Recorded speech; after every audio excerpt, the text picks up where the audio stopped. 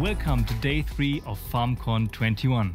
Today we have a jam-packed schedule and we'll show you more about Farming Simulator 22's build mode, new crops and sound updates before warming up for the Farming Simulator League tournament at the weekend with a real live bale stacking challenge organized by our partners from the Stark magazine. We also went through the many questions you sent us after the show yesterday evening and will answer the most common of them later today. In the meantime, you can also chat with us on our Discord channel, and just like the days before, stick around after the show as we will have some Giants folks enter the server to chat with you.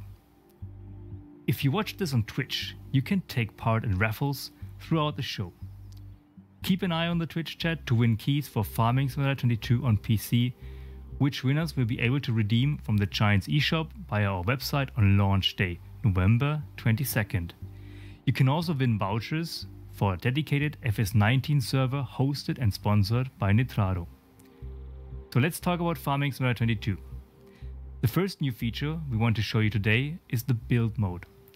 Already featured in previous Farming Simulator games, we have made improvements which make it easier for players to create their own unique farm layout.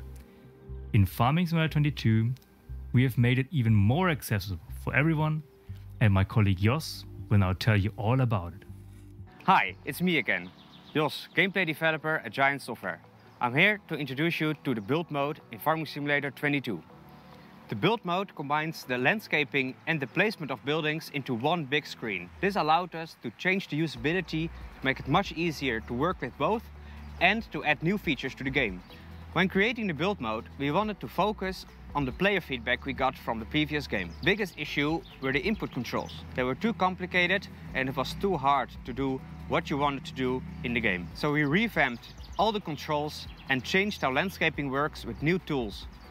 We wanted to allow players to use their creativity to make the yards the way they want with new content. That's why we added hundreds of new placeables. I talked about creativity, but before I talk about buildings, I'm gonna move over because it's too hot here. Much better. Let's talk about hulls. Rudolf Herrmann has provided us with many new hulls of different sizes and functionalities. Some come with solar panels and others with vehicle service points.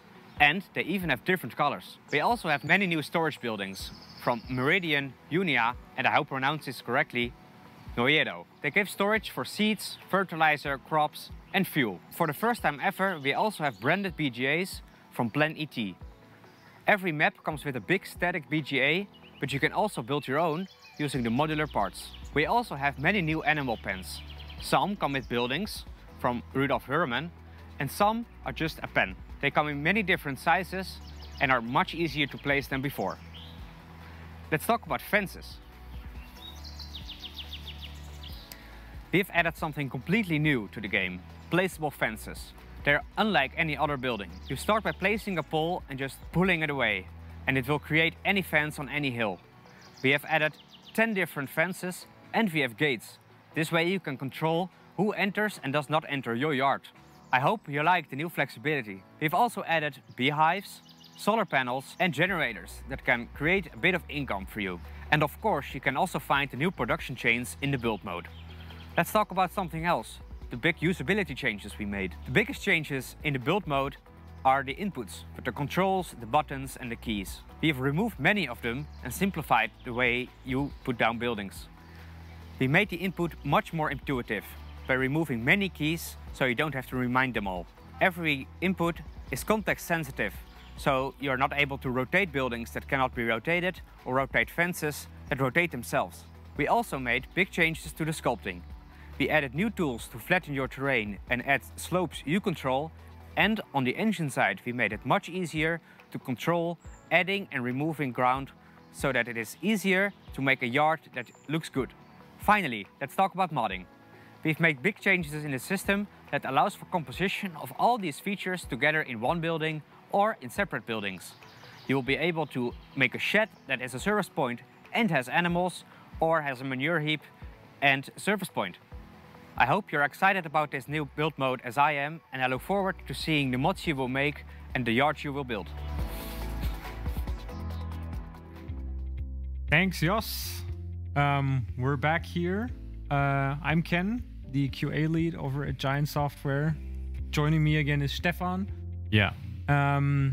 Jos has talked a little bit about the nice things this new build mode can do, and we thought, why not show you a little bit of these new features? So the build mode as a whole is like this complete new interface, as you can already see. Yeah. So we have, we have the minimap in there. We have different tabs in there. Maybe we want to go over a few of them. Yeah. So first, you have an overview of the buildings. So you have different categories here. So the first is buildings. So you have the sheds, silos, and all that stuff here.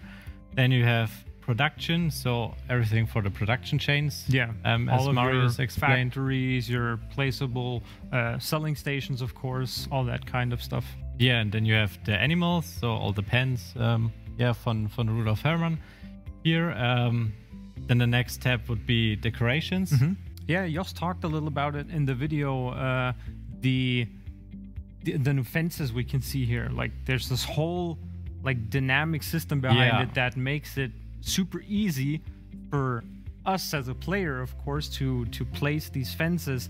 But there was a lot of work that went into there. Yeah. That was one of Jos's personal projects.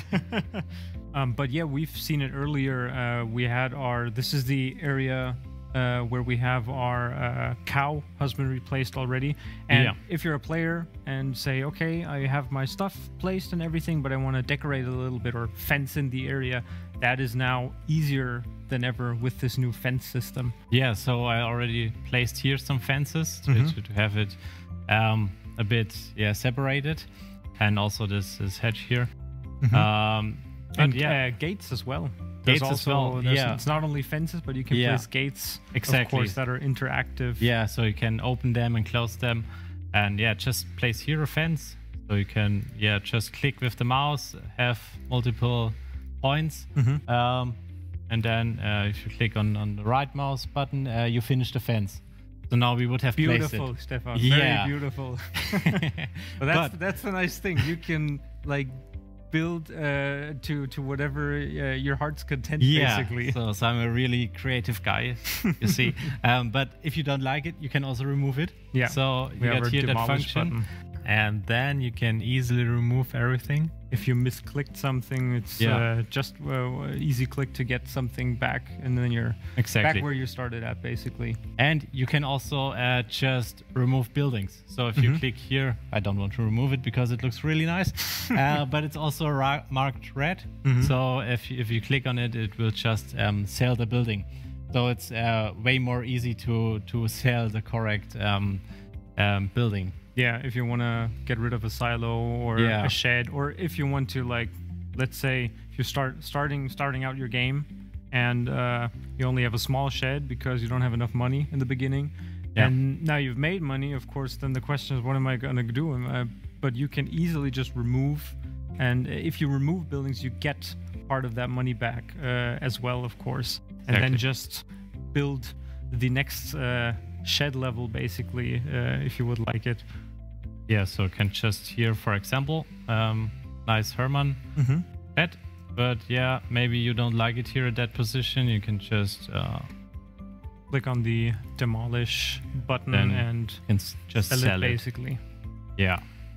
And oh, look at that. This is like a perfect example. You built something, you've poured the concrete, the shed is gone. Oh, what are we gonna do now, Stefan? Yeah, maybe we just seed some grass there. So it's also the great thing about the new construction screen is that we got everything in place. Yeah. So you don't need to change the screen to just go to the painting or to the sculpting mode. We've had the landscaping feature before in FS19, but now it's basically directly placed within the build mode menu, just because it makes sense to have it there. Course. Yeah, so we can just here put some grass there, then we get rid of the concrete, and we can also just put some grass here. Exactly, paint some grass there. The prices are not final, of course. Yeah. These are for demonstration purposes. We can also use we have trees now as well in the game. So So if you want to like plant some of these, that's possible. Yeah, so just decorate it here a bit more so that it looks more beautiful. Yeah, there's also the power line. Yeah. It's maybe not the best way to place them. That's a safety hazard. That's how I see it. But you can also just paint plants. So small bushes or grass. Yeah. Yeah. And as always, if you have any questions regarding the build mode, there's going to be a Q&A always after our presentation, so you'll be able to get those in then. Yeah, I mean, is there anything else we want to show regarding the build mode? I remember, for example, that now when you press escape, basically to go back to your character, something that was very important for us, because we noticed it while testing, is that wherever you're currently in the world, that's where the build mode should pop up. Yeah. And also, so you kind of know, that's why the mini-map is in there, actually. So you know that even while moving around in this build map menu with this new camera view, you're going to be somewhere completely different, but to find your way back to where you are and everything, to keep an overview of where you are in the world, that's why all of this stuff is there. So it was important for us to have the player not being ripped out of the whole immersion of where was I currently, where's my farm, looking around, not being able to find their way. So that's a reason, for example, why the map is there. Yeah, and you can also see the coordinates here nicely on the map. So yeah, what else can we show? We also have the sculpting here. Yeah. So we can also change the terrain here. Yeah, just like before, you can use your mouse or also with a gamepad to basically use it as a brush and create the terrain and shape the world as you see fit, basically. Yeah, so the controls are really easy here. So if you just sculpt it here a bit, you can just click with the mouse on painting and then paint it like you want. So it's really a lot more easier than before. Intuitive. It's all in one place and it makes switching. Exactly. It's much easier now to spend hours in this one menu and change the map as you want to. All right, I think that's all we want to show for now. Yeah. And as we said before, any questions can be answered now shortly in our Q&A, and we'll see what's next on the program then. Thank you again, Stefan, for being here. Welcome. And I have another appointment, so I'm gonna be heading out, making my way already, and gonna say goodbye. Bye. Talk about building up excitement. Our next topic to discuss are the new crops in Farming Simulator 22. Crops are always an exciting addition because not only do they often also come with new vehicles and tools, some of them are also very specific to certain regions in the world. As a kid, I've seen a lot of combine harvesters around the village I grew up at, but not a single grape harvester. I'm sure for some of you, they are very common sight. And now you will also get to play with them in Farming Simulator 22. We have asked Kenny to tell you more about grapes, olives, and sorghum. I can't find him at the office though. Do you know where Kenny is? Should I call him? Sorry, take over. Kenny. New crops in Farming Simulator 22. Sorghum, grapes, and olives. But what makes these new crops so special? Hi, I'm Ken Burgess, the QA lead over at Giant Software, and today we're going to talk a little bit about the new crop types coming to Farming Simulator 22 and how we brought them into the game. We have 3 distinct new crop types for Farming Simulator 22. Sorghum, which is a new grain type, and of course, grapes and olives. These grapes and olive vines can be then placed with our new build mode into the game. So you'll be able to place them in these beautiful rows and then use new machinery and equipment to take care of them and harvest them. We chose these 3 different crop types specifically because, first of all, sorghum is very popular among our US-based players and very big in general in American agriculture. And grapes and olives, on the other hand, they bring something completely new to the game in the way that they're handled and harvested. It's just something that we're not used to in previous parts of the Farming Simulator series entries. Also, they tie in very great with our new production chain system. Bringing new crop types into a game is always a real challenge, especially with something such complex like grapes and olives. We had to think about how are we going to implement these vines and a system behind it. New crop types means new gameplay experiences, new kind of scripts we have to come up with, and also, especially the whole vine system was, we had to think about how are we going to be enable the player to place them in the game. And this was actually a very big inspiration behind the whole build mode as we currently have it in FS22, where you're able to place buildings, place vines, and more. Grapes and olives, the whole handling process, the harvesting, and the machinery used, it's all a very new, exciting gameplay aspect of Farming Simulator 22. Our vines in-game have their own collision, so you will have to drive to them with a harvester and manually navigate it across these vines. It'll then shake off the olives and grapes, which you can then of course use to further process them or sell them directly. And you can use specialized sprayers that drive along these vines to protect or also fertilize your vines, of course. As you can see, the width between these vines is about 1 meter to 1.50 meters, and you will be using specialized cultivators that dig along this area. That just helps generally to loosen up the soil so these plants get more water and can grow better. For grapes in particular, if you want them to grow back again, once you've done harvesting your first batch, you will have to cut back these leaves right here. And then in the next year, since you don't have to like place the vines again or anything, they will just grow back naturally afterwards. You might be asking, what can you do with all these new crop types? Well, let's start with olives, for example. Olives you can use to either sell them directly at like a supermarket or a similar one of our new selling stations, or you can bring it to an oil mill if it belongs to you and process it further into olive oil.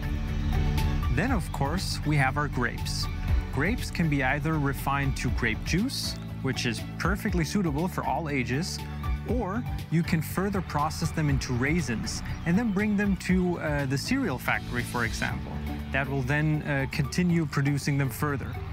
And of course with sorghum. Sorghum is mostly handled similar to other grain types in the game, so you can sell it at different selling stations. You can use it to feed your animals, such as horses and pigs, or you can use it to bring it to the flour mill, which then in turn can be redistributed to the bakery, for example, to produce bread or cake, which then can be sold for much more gains. So to implement these new vines and also the machinery, we worked very closely with New Holland. That both helped us out tremendously with references for the new machines. They also played a very important advisory role in getting these vines and their design just right, so we can present it to you in a very good way in the final game. Of course, modding is a very important aspect for all of us here at Giants and also the Farming Simulator community as a whole. So when we set up this new system of vines and how they're placeable and how they all work in the game, we always kept modders in mind. So once the game launches, if you have an idea for a similar fruit that behaves in like a similar way, you can of course use this new system to get that new content into the game easily as well. As you might know, we now have seasons implemented directly into the game. So for the first time ever in Farming Simulator 22, you will have this kind of seasonal growth calendar. And you will always have to be on the watch on when to plant and when to harvest your fruits, such as grapes, olives, sorghum, and of course, all other crops in the game. This is optional, of course, you can turn it off, but if you play with it turned on, always be sure to keep an eye on your grapes. So, grapes, olives, or sorghum, what are you most looking forward to? You will be able to harvest these new crops in Farming Simulator 22, launching worldwide on November 22nd this year. Digital and retail box pre-orders are possible now, and if you do, you will also get the amazing Class Saddle Track Pack as a pre-order bonus.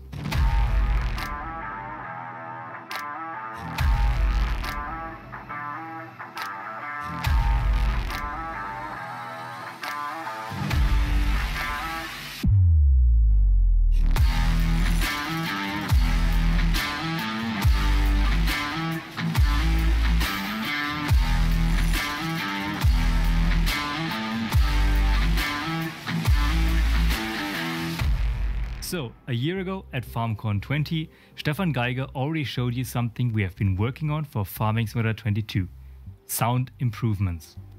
Back then, he had to stay a bit technical because we didn't want to give away too much from Farming Simulator 22 yet, but now is the time to show you some examples.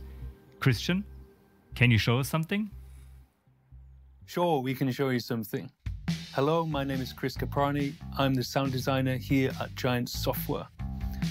What am I currently working on? Well, first of all, we're working on the new engine vehicle sounds using our custom engine synthesis tool. So what does the new vehicle audio system actually mean? Well, first of all, the system is completely new for Farming Simulator 22. The audio department has collaborated with the programming team here at Giants to create a bespoke software tool that allows us to apply dynamic audio processing to vehicle engine recordings. This results in vehicle sounds that transform in real time to the in-game environment. So whether you're driving on a flat surface, or you're driving uphill, or you're carrying a trailer that weighs a ton, you're going to hear many changes in the vehicle engine sound to reflect these various situations. The first addition to the new engine sounds is that the vehicle engine recordings and the vehicle exhaust recordings are now processed independently. This means that there's a much more realistic bass response as the RPM level increases. The vehicles now have a much more accurate sonic representation of weight and size. The main new feature of the engine audio system is the implementation of dynamic load processing, which simulates the sound of an engine that has various resistances and loads applied to it. The first step in creating a realistic engine sound was to analyze the sounds of tractors that we have personally recorded. We compared the sound of the exhaust in two different states, offload and onload. Where offload is when the vehicle is stationary and the engine has no major resistance, and onload where the engine has a large amount of resistance, such as whilst pulling a cultivator to cultivate a field. By analyzing these two exhaust recordings, we could then isolate the difference in frequency content, or in simple terms, we could take the exact frequencies that make a normal engine sound like an engine under load. Once we had these specific frequencies, we sent the values to our programmer who created an EQ profile within our engine tool. This EQ profile is essentially just an audio process that changes the frequency spectrum of a sound. So, by applying the EQ profile to a normal exhaust recording, we can simulate an exhaust under a large load. But to make the engine load sound more dynamic, within the tool we have defined how much of the EQ profile, or how little, that can be used, depending on the load of the vehicle within game. At higher loads, whilst going up a steep hill for example, we use the maximum EQ profile, whereas with no vehicle load, no EQ is applied. The load points in between these min and max values are tuned to ensure that the engine sound has sensitivity towards varying loads. During the analysis of tractor engines, we also noticed other sonic changes that can occur when load is applied, one of which is volume oscillation. Especially when operating at higher RPMs and under a high load, the volume of an exhaust quickly moves up and down, giving it a spluttering effect that sounds really cool.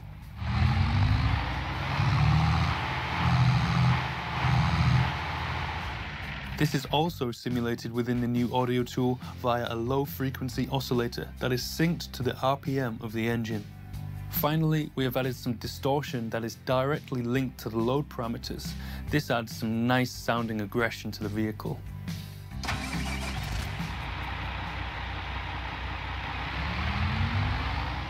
Hopefully you can see how the vehicles in Farming Simulator 22 will have a lot of character and life in their sound design. Let's take a listen to some examples in-game. Driving on a flat surface, we can hear the initial load of the engine because it has to use a lot of power to propel the vehicle forward. However, at maximum velocity and with the increased forward momentum, the engine has less resistance, so you hear very little load sound and much more of the transmission sound.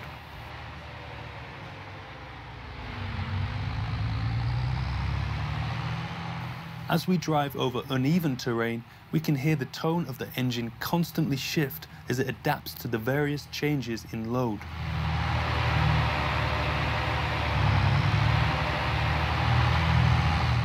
When using a vehicle in a high load situation, the audio processing will have a much more dramatic effect on the engine sound.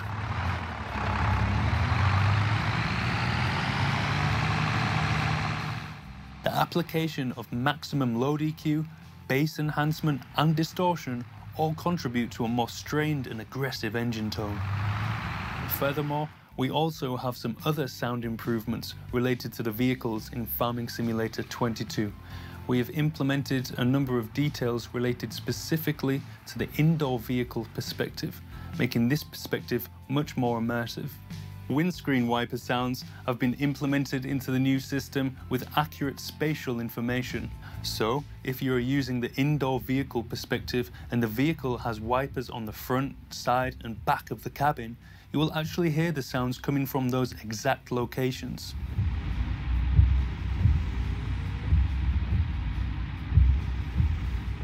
For all vehicles that have manual transmission, we have also added gear shift sounds.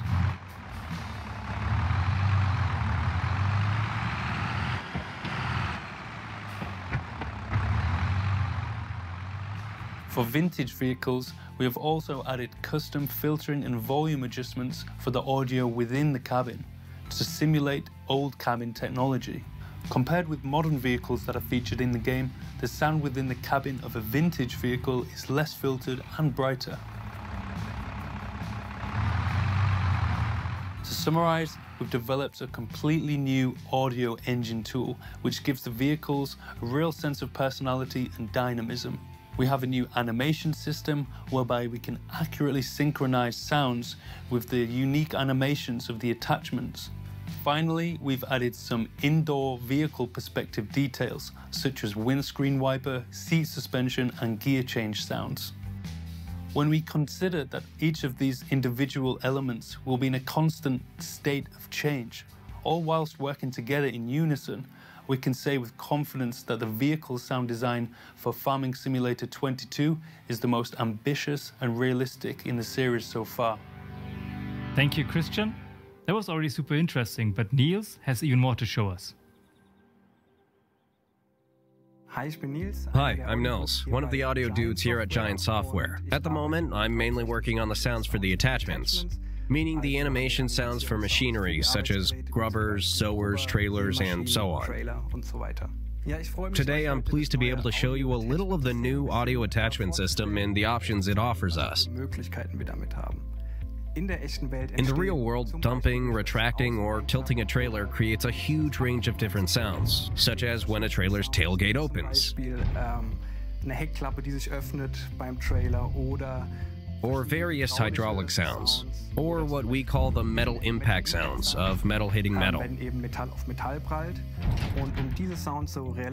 For us to be able to design these sounds later as realistically as possible, we visited lots of farmers in the area and further afield, so that we have reference recordings that let us know what each attachment sounds like. These reference sounds later serve us as templates for designing the sounds as realistically and authentically as possible. For FS22, our programmers have built us a really cool tool that allows us to trigger multiple sounds at any point during the animation. That's why we've designed a lot of individual sounds that, when played together, create a completely new sound. With the new audio tool, we can essentially decide which sound should play at which time during an animation. Multiple timelines are displayed for us for each attachment, one per animation to be precise, and the timeline corresponds to the duration of that animation. So when we start an animation, a green line moves along the timeline. We can then use coding to select a point in time on this timeline and set when which sound should play. For example, when starting a trailer's dumping animation, you hear the tailgates opening, the different metal impact sounds of metal hitting metal, and finally the hydraulic sound of the cylinder.